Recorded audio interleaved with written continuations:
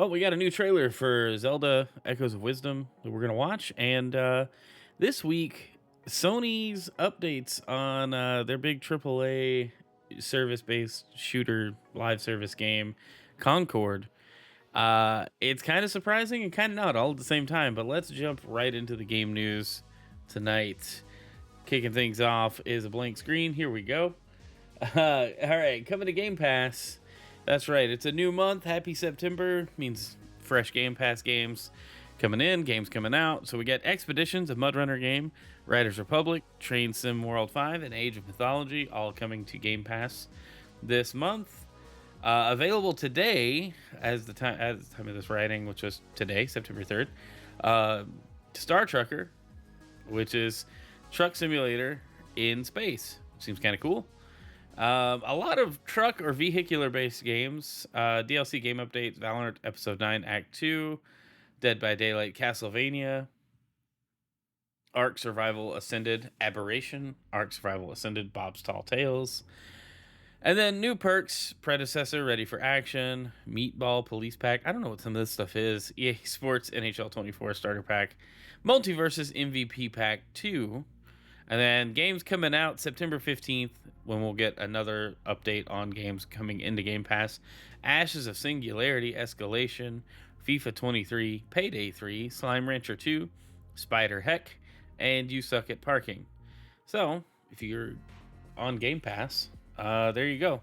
If any of those games leaving bothers you, well, make sure you pick them up because you get a discount and just for being a Game Pass member. All right. Moving on to our next story. Speaking of Xbox, Capcom finally addressed the Marvel vs. Capcom Fighting Collection, Arcade Classics, and Fighting Collection 2, completely skipping the console, which is a weird move, seeing as how a lot of these games were available on the original Xbox, or at least some of the main ones. We're happy to announce that after technical discussions with our partners at Microsoft, Marvel vs. Capcom Fighting Collection, Arcade Classics, and Capcom Fighting Collection 2 will release on Xbox One. Both Xbox versions arrive in 2025, so stay tuned for more info. This is pretty great because people were like, why is this even skipping Xbox at all? That doesn't make sense. I find it weird. It's not optimized for Series S or X. It's literally an Xbox One release that will run on the new systems just fine. It's a choice, it's a choice they made. Apparently it was some technical issues that they had to overcome, maybe with emulation, which is weird again, because the Xbox Series S, when you put dev mode, is a fantastic emulation machine. We've seen video after video on that. We've talked about that on this channel. So it's interesting that they weren't going to do it, and then they were like, okay, we can do it. But good, it's good because Marvel vs. Capcom and then Capcom Fighting Collection are great releases of some very good retro fighters. So good to see. Where's Tatsunoko versus Capcom at, guys? Where's that at? Just saying. Where's my gotcha man? All right. Anyway. All right. PlayStation Plus monthly games for September. Harry Potter Quidditch Champions, The Show 24, and Little Nightmares 2. All on PS5 and PS4. This game, Quidditch Champions, I'm surprised took this long to even come out. I seem to remember a GameCube title called Quidditch World Cup, and then we're just now getting another one. I guess Hogwarts Legacy did set the Harry Potter brand somewhat back into gaming relevancy, but pretty cool to see. Then they got their deeper dive look at some of these games.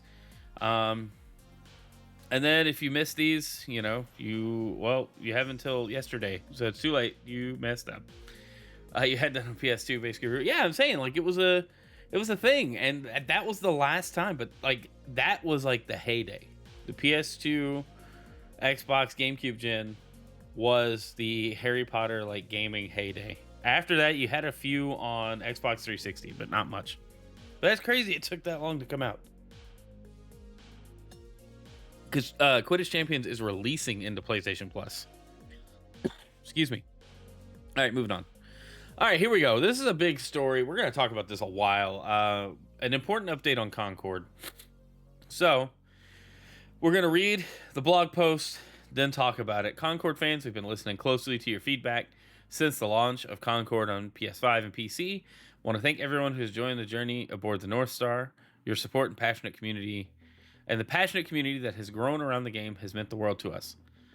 I don't agree with that statement because what if there was enough community, this post would be unnecessary. But I guess they're like, hey, thanks to those that showed up. They go on to say, however, while many qualities of the experience resonated with players, we all recognize other aspects of the game, and our initial launch didn't land the way we'd intended. Therefore, at this time, we've decided to take the game offline beginning September 6th, 2024, and explore options, including those that will better reach our players. So, this is wild because this game launched 10, 11 days ago at the time of this recording. This game is new, brand new. It barely had a release window. And here we are. That's already being taken offline. Now, obviously, the points that have been made in reviews and things about the game having like a fun aspect, people have defended the game, and it's their prerogative to do so.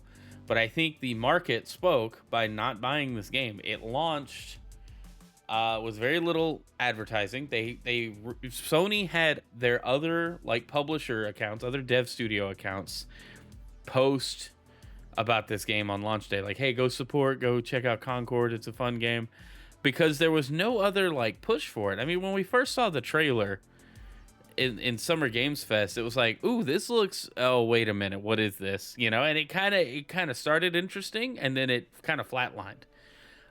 The beta performance, I think, was a good indicator of how people felt. Like, the people just are not interested in new hero shooters that cost a premium. And I can't blame them. I mean, if it had launched free to play, there might be a different story here. But let's finish out the article. While we determine the best path ahead, Concord sales will cease immediately, and we will begin to offer a full refund for all gamers who have purchased the game for PS5 or PC. If you purchase the game for PlayStation 5 from the PlayStation Store or PlayStation Direct, a refund will be issued back to your original payment method. Customers who purchase from other digital storefronts will also be refunded. More information about refunds from Steam and Epic can be found below. And they're basically going to automatically refund. For customers who purchase a physical copy at a retailer location outside of PlayStation directly, please refer to the refund process of the retailer you purchased it from to obtain your refund. Once refunded, players will no longer have access to the game. So if you have a physical copy of the game, I would hold on to it. This is like Lawbreakers or Battleborn or some of those other games that, they came out, they were service games, and now they are no longer a thing. If you have a physical edition of Fortnite before Battle Royale took off, it was save the world focused. This will be like that, I assume. If you can get your hands on a physical copy, it's only $40. It'll probably go up in value, or it won't. I don't know. It's interesting. So what do I think of this situation? I was asked last week why I didn't cover it, and I think because a lot of the coverage of the game has sparked a lot of emotion from people. But I think Sony pulling the plug and admitting that, hey, the game didn't do what we wanted to do is solid acknowledgement that it's a game that missed its mark. Very clearly, very obviously. A $40 premium for a multiplayer-only game. There's no single-player story. There's no, there's going to be, there were going to be microtransactions in the future for skins and some other stuff. And those things are necessary to sustain multiplayer interest, to keep people coming back. But I think the game took so long in development that the target audience has moved on. The idea is sound. I watched a review that talked about the technical aspects of the game. The sound design was really good. The shooting mechanics felt solid.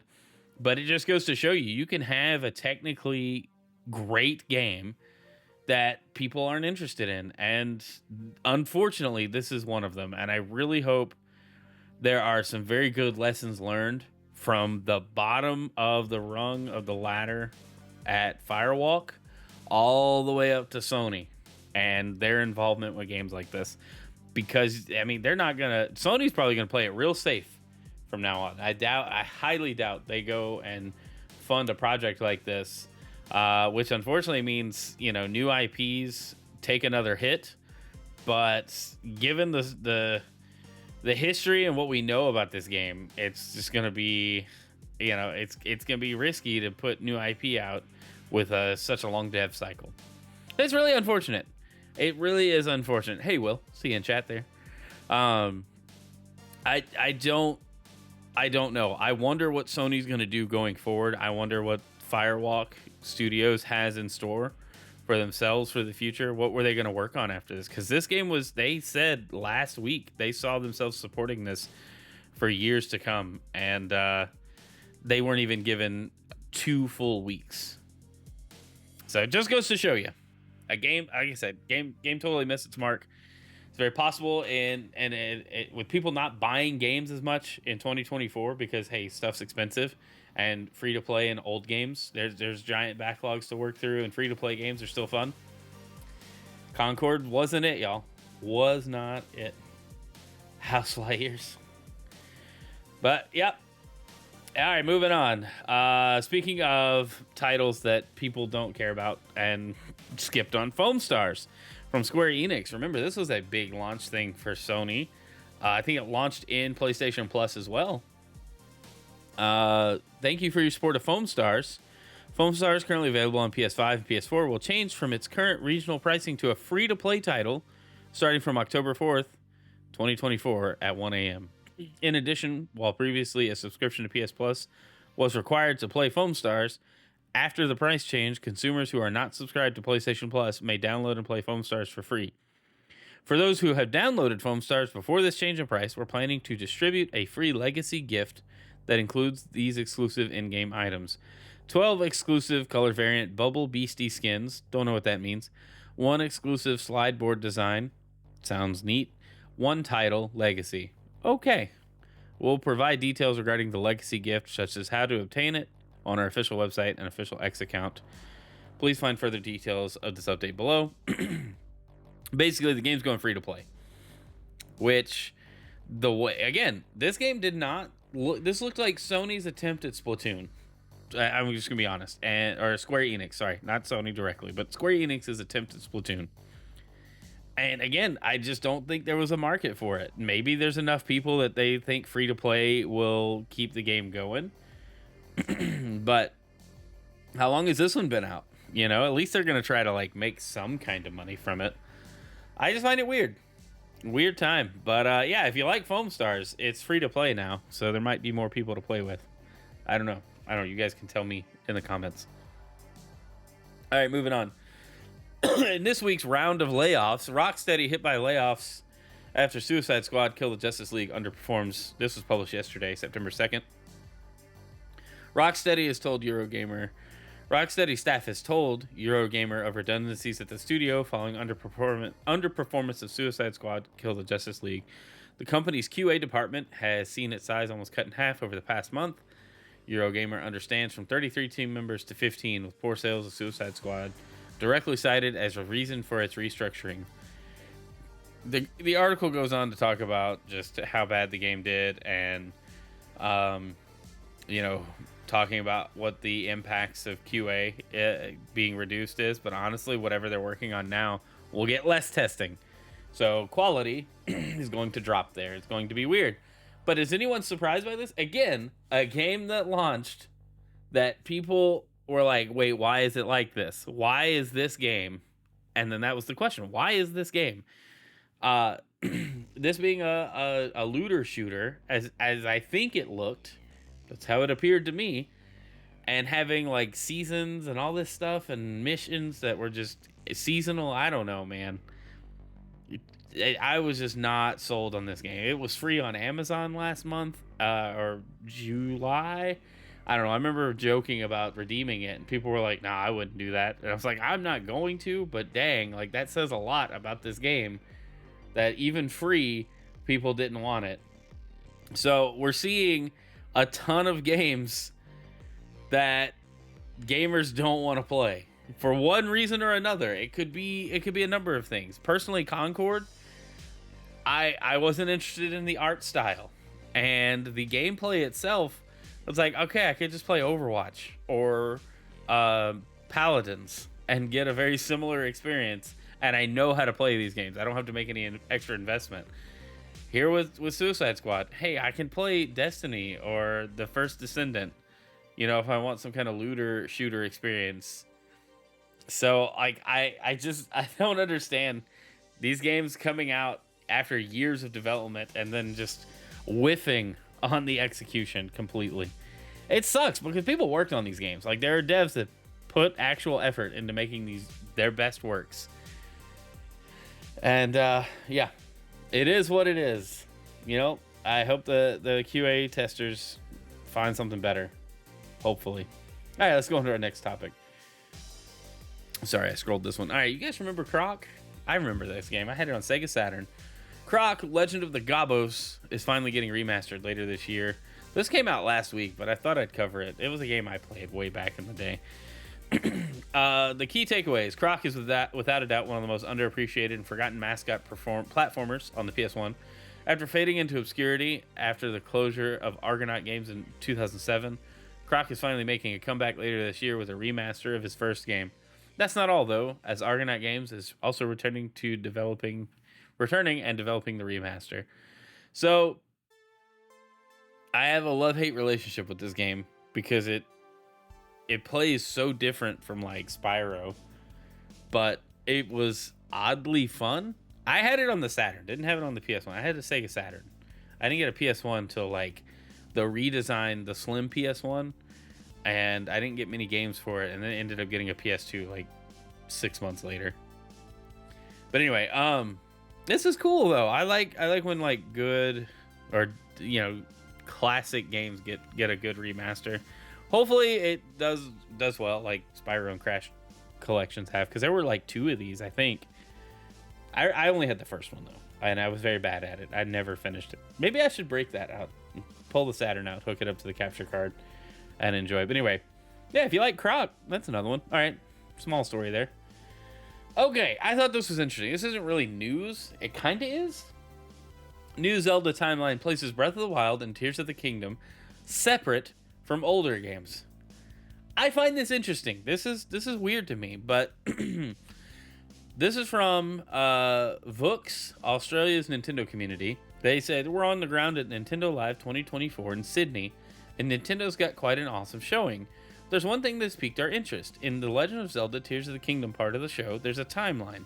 A new one that suggests both Tears of the Kingdom and Breath of the Wild aren't part of the existing timelines. Nintendo has set down before, via Hyrule Historia so many years ago. As you can see in the image below, the 2 games are separated from the Heroes Defeated and Heroes Triumphant timelines that every other game is on. So, we know how Hyrule Historia broke it out with Ocarina of Time. Heroes Defeated, Hero is Triumphant, and then the Triumphant timeline breaks into adult and child timelines. And so, there's 3 like branches that matter. And here we have Tears of the Kingdom and Breath of the Wild being like their own little thing. And I just find that just very surprising. Here's like a closer look. I don't know if you guys can see it too well. I don't know how well, because it's going to rescale the image every time I try to zoom the page. But that's crazy, right? Like, totally.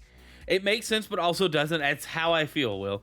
It makes sense because the games have their own established things, but the games also reference everything else. But the fact that it's not even like connected to like at least the main branch of the timeline before the split Ocarina is wild to me. However, I'm not a lore expert, but my thinking is putting it on its own timeline helps account for a lot of like the differences in the games and how Hyrule feels, looks, the whole war and everything else that the games do and establish in their own pasts and futures. You know, it almost has to be separate, because fitting it into the existing timelines, that would just be upsetting. You'd have to put it at the end of something or between something inconsequential and just be like, okay, this is what this was. Now, I also think this explains why the Triforce is merely a symbol in both games and not an artifact, an item, whereas in the other Zelda games, the Triforce is a key component in either defeating Ganondorf or the last two Zelda games. They're looking for two pieces in the timeline. The original Zelda game, you're looking for pieces of the Triforce, much like in Wind Waker. You've only got it's not fully established. Now, I do acknowledge, and Nintendo said as much in interviews through producers and stuff, that the games were never really intended to have like a concrete timeline, because they were just making games, in the 80s and early 90s. And the follow-up, the fact that like Link to the Past was Zelda 3, but it was like, hey, this is just, our next take on Zelda. It's not necessarily a sequel. Like Final Fantasy. Here's another Final Fantasy. It really has nothing to do with the previous one. But I appreciate them at least establishing some kind of placement for the Switch Zelda titles. It's really cool. I thought it was interesting.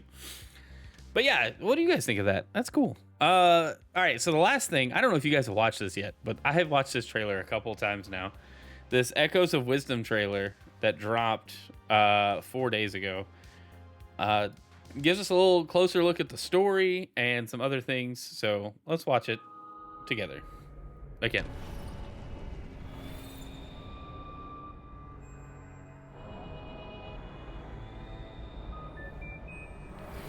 It really makes me wonder how the story of this game is going to flow.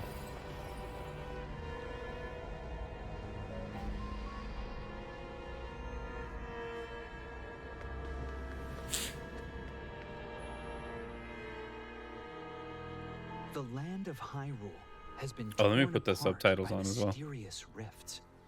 In search of Link and the King of Hyrule, both of whom were stolen away, Princess Zelda must borrow the power of an ethereal creature called Tri.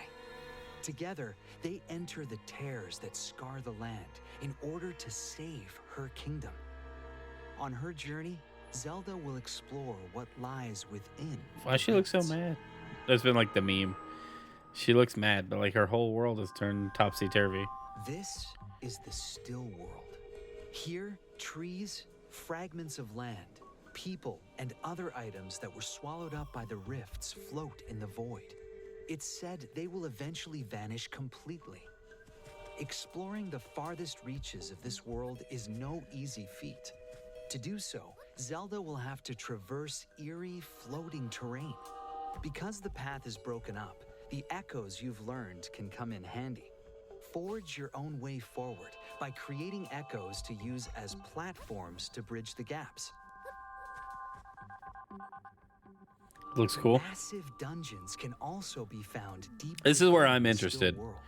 How are the dungeons going to work? And they said massive. So I'm wondering if it's going to be like a revisit them. Enemies and puzzles that stand in her way. How trendy. Then confront challenging bosses who await her arrival. Wasn't that Mario Sunshine? What to do though? Overwhelm the boss with echoes? Or combine them to find unique ways around the situation?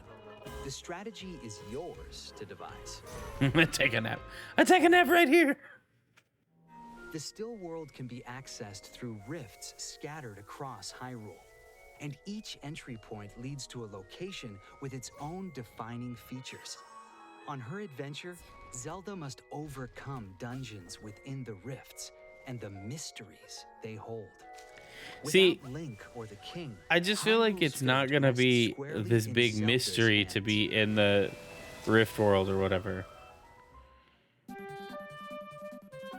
I thought this was cool, though. When Zelda finds and picks up a mysterious sword, she takes on the sword fighter form, allowing her to attack directly. With its mighty power, she can forge ahead. I like that she dons Link's clothes in this form. Strike down enemies on her own, or battle alongside Echoes. However, she can only stay in sword fighter form for a short period of time. When or where you choose to wield this power is up to you.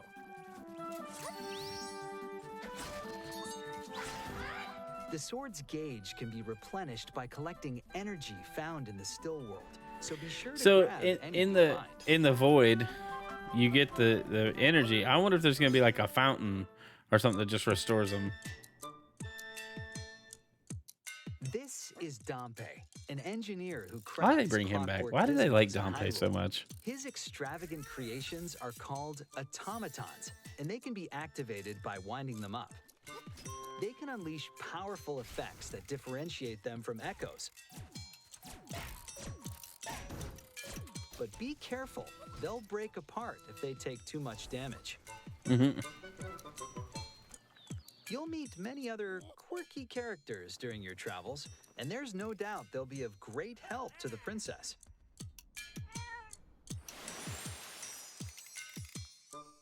I'm just very curious, like what Zelda tropes that we're used to are going to carry forward, and how they're gonna. Okay, I gotta pause it there. Hold on. This scene right here, running across the treetops, as a long time like Zelda enjoyer, the views when you were going from screen to screen in the older games, when it's like those trees are the barrier. They're the natural barrier for whatever location you're in. And this game goes, hey, we did that, but you can just ignore them because you're Zelda in this game. You can do whatever you want.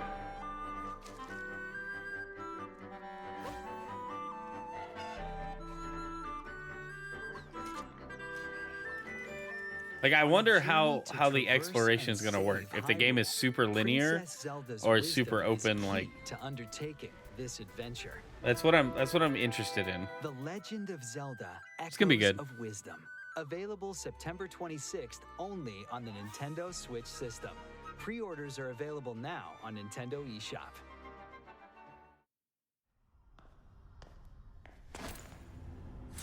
Evil!